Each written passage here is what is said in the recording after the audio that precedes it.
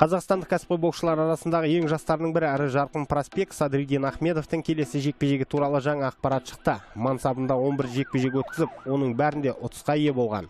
Оның нокаутпен жеңген қазақ сарбазы 30 қаңтар күні ресми түрде рингке оралады. Boxrec.com сайтының ақпаратына сенсек, ол Мексиканың Куэрнавак қаласында өтетін бокс кешінде 31 жасар голландиялық былғары қолғап шебері Стивен Даньомен қолғап түйістіреді. Бұл жігіт кәсіпқойда 20 кездесу өткізген. 17-сінде жеңіске жеткен, 3-еуін ұтылған, тағы 3-еуін тең аяқтаған. Бұл сында бәске бірінші орта салмақтағы WBA континентал белбеуі тігіледі. Соңғы рет Ахмедов өткен жылдың желтоқсан айында кездесуге шыққан болатын. Ол кезде аса қиналмастан аргентиналық Хосе Антонио Виллалобосты жеңген болатын. Бұл Садриддиннің Мексикадағы алғашқы бәсекесі болмақ. Бұған дейін ол тек Канада мен Қазақстанда ғана жекпе-жектерін өткізіп келген. Оның еншісінде қазірдің өзінде бірінші орта салмақтағы WBC-дің жастар чемпионы деген белбеуі бар. Стив Даньо бұған дейін қазақстандық кәсіпқойлармен кездесуде тәжірибесі бар. 2017 жылы ол Англияда павлодарлық Александр Журавскиймен жолығып, ұпай санымен жеңіске жетті. Даньодан ұтылғаннан кейін Журавский сол күйі өзіне келе алмай қатарынан 5 кездесуде ұтылды. Оған дейінгі бұл боксшының рекорды өте жақсы болатын. Демек енді Садриддин сол бір отандасына кеткен есені қайтарып көрмек. Оның үстіне қазір Даньо 2 жеңістен тұратын сериямен келеді. Жалпы идея бойынша роттердамдық боксшы Садриддин үшін айтарлықтай ауыр сынақ болмау керек. Десе де жақсылап дайындалған жөн.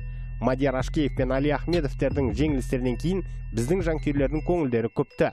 Әрбір боксшымыз әрбір сәтте жеңіліп қалатындығын көрсетті. Демек алдағы сынға бар жауапкершілік тарту керек.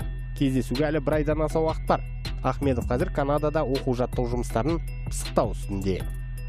Ал Қанат Ислам мен Жәнібек Әлімханұлыға қарсылас болып қалар-ау деген Деметриус Андраденің ойы мүлде басқа жақта екен. Ол кеше ғана Геннадий Головкинге ресми түрде шақырту тастады. WBO чемпионы Шереметаны жеңген қазақ боксшысы туралы өз пікірін білдіруде осыны айтты.